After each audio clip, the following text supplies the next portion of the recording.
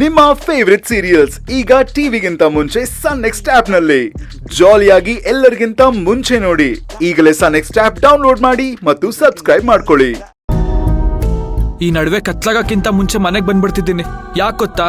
ನೀವೆಲ್ಲರೂ ವಿಚಿತ್ರ ಶಬ್ದಗಳನ್ನ ಕೇಳಿಸ್ಕೊತಿದ್ದೀರಾ, ಆದ್ರೆ ನಾನು ಅದನ್ನ ಕಣ್ಣಾರೆ ನೋಡಿದ್ದೀನಿ.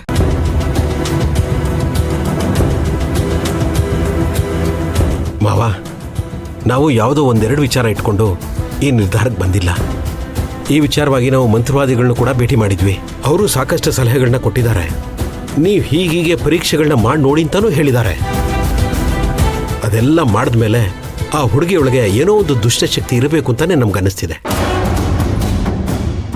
ಅದಕ್ಕೆ ನಾವು ಸಾಕ್ಷಿ ಯಜಮಾನ್ರೆ, ನಾವು ಪ್ರತಿಯೊಂದನ್ನು ಗಮನಿಸಿದೀವಿ. ಸರಿ, ಎಲ್ರಿಗೂ ಎಲ್ಲ ಅನುಭವ ಆಗಿದೆ ಅಂದಮೇಲೆ ಇದನ್ನ ಸತ್ಯ ಅಂತಾನೆ ನಂಬೋದು. ಆದರೆ ಈ ಸಮಸ್ಯೆಗೆ ಪರಿಹಾರ ಏನು?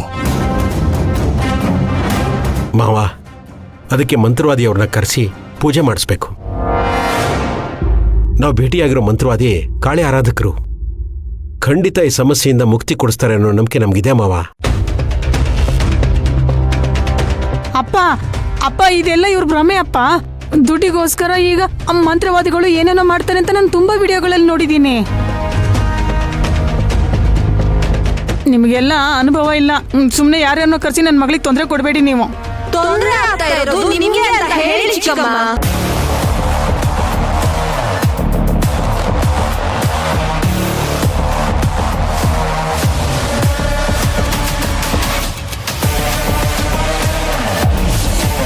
ಚಿಕ್ಕಮ್ಮ, ಆ ಹುಡುಗಿ ನಿಮ್ಮನ್ನ ಆವರಿಸ್ಕೊಂಡ್ಬಿಟ್ಟಿದ್ದಾಳೆ.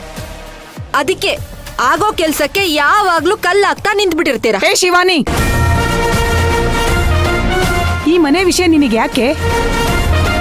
ನಮ್ಮ ಮನೆ ಸಮಸ್ಯೆನ ಹೇಗ್ ಬಗೆಹರಿಸ್ಕೋಬೇಕಂತ ನಮಗ್ ಚೆನ್ನಾಗ್ ಗೊತ್ತು. ನೀನ್ ಮೂಗ್ ತೋರ್ಸ್ಕೊಂಡ್ ಬರ್ಬೇಡ.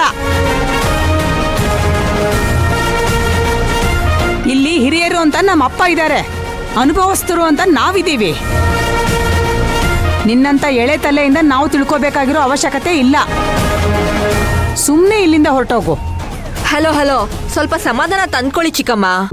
ಇದು ಬರೀ ನಿಮ್ ಮನೆ ಸಮಸ್ಯೆ ಅಲ್ಲ, ಈ ಮನೇಲಿ ನಮ್ಮನೆ ಸೊಸೆನೂ ಇದ್ದಾಳೆ.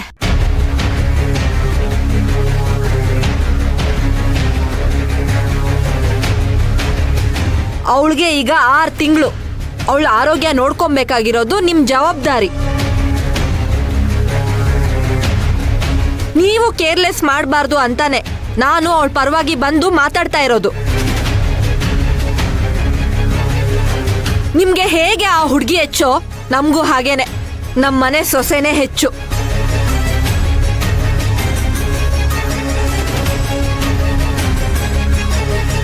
ನಮ್ಮನೆ ವಂಶದ ಕುಡಿನ ಕಾಪಾಡ್ಕೋಬೇಕಾಗಿರೋದು ನಿಮ್ಮನೆ ಜವಾಬ್ದಾರಿ, ಹಾಗೆ ನಮ್ ಕರ್ತವ್ಯ ಆಗಿರತ್ತೆ. ನಾನೇನಿಲ್ಲಿ ಅಧಿಕ ಪ್ರಸಂಗ ಮಾಡಕ್ ಬಂದಿಲ್ಲ ಚಿಕ್ಕಮ್ಮ.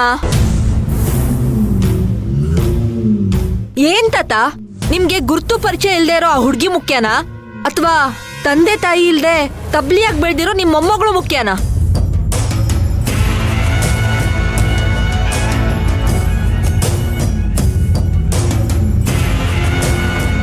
ಎರಡೂ ಕುಟುಂಬಗಳು ಸೇರಿ ಪದ್ಮಿನಿ ಸೀಮಂತನ ವಿಜೃಂಭಣೆಯಿಂದ ಮಾಡ್ಬೇಕು ಅಂತಿದ್ದಾರೆ. ನಾಳೆ ಏನಾದ್ರೂ ಆ ಹುಡ್ಗಿಯಿಂದ ನಮ್ ಪದ್ಮಿನಿಗೇನಾದ್ರೂ ತೊಂದ್ರೆ ಆದ್ರೆ ಆ ಜವಾಬ್ದಾರಿನ ಯಾರ್ ತಗೋತೀರಾ?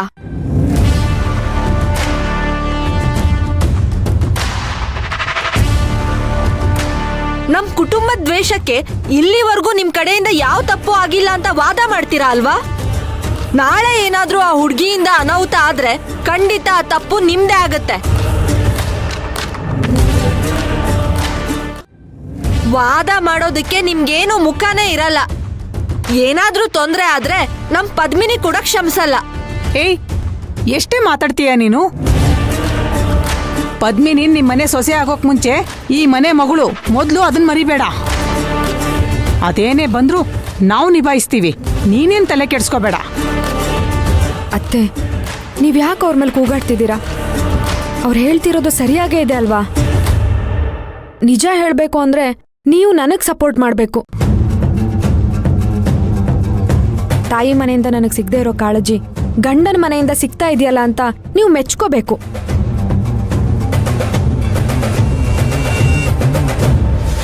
ಏನ್ ತಾತ, ಶಿವಾನಿ ಅವ್ರು ಕೇಳಿದ್ರಲ್ಲಿ ಏನಾದ್ರೂ ತಪ್ಪಿದೆಯಾ?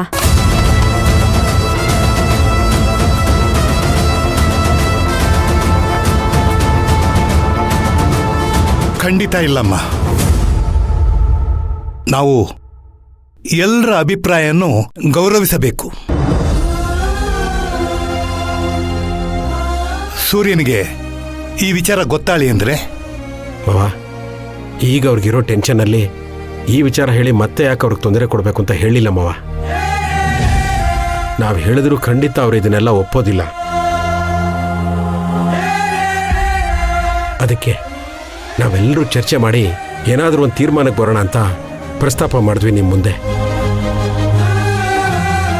ಈಗ ನಿರ್ಧಾರ ನಿಮಗೆ ಬಿಟ್ಟಿದ್ದು ಮಾವ. ಆ ಹುಡುಗಿ ಇದಕ್ಕೊಪ್ತಾಳ?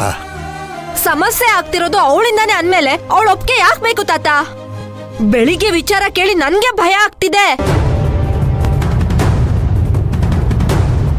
ಇನ್ನು ಅದನ್ನೆಲ್ಲ ಕಣ್ಣಾರೆ ನೋಡಿ ಅನ್ಭವಿಸಿರೋ ನಿಮ್ಗೆ ಇನ್ನೆಷ್ಟು ತೊಂದರೆ ಆಗ್ತಿರ್ಬೇಡ. ನನಗೆ ಯಾಕೋ ಈ ವಿಚಾರದಲ್ಲಿ ಸಮಾಧಾನ ಇಲ್ಲಪ್ಪ. ನಾಗು, ನಾವಿಲ್ಲಿ ಬರೀ ನಮ್ಮ ಬಗ್ಗೆ ಯೋಚನೆ ಮಾಡ್ತಿಲ್ವೇ? ಅಕಸ್ಮಾತ್ ಆ ಹುಡುಗಿಗೇನಾದರೂ ತೊಂದರೆ ಆದರೆ ಅದನ್ನು ಸರಿಪಡಿಸೋ ಜವಾಬ್ದಾರಿನೂ ನಮ್ದೇ ಅಲ್ವೇನೆ? ನೀವೇನು ಹೇಳ್ತೀರಾ ಮಾವ?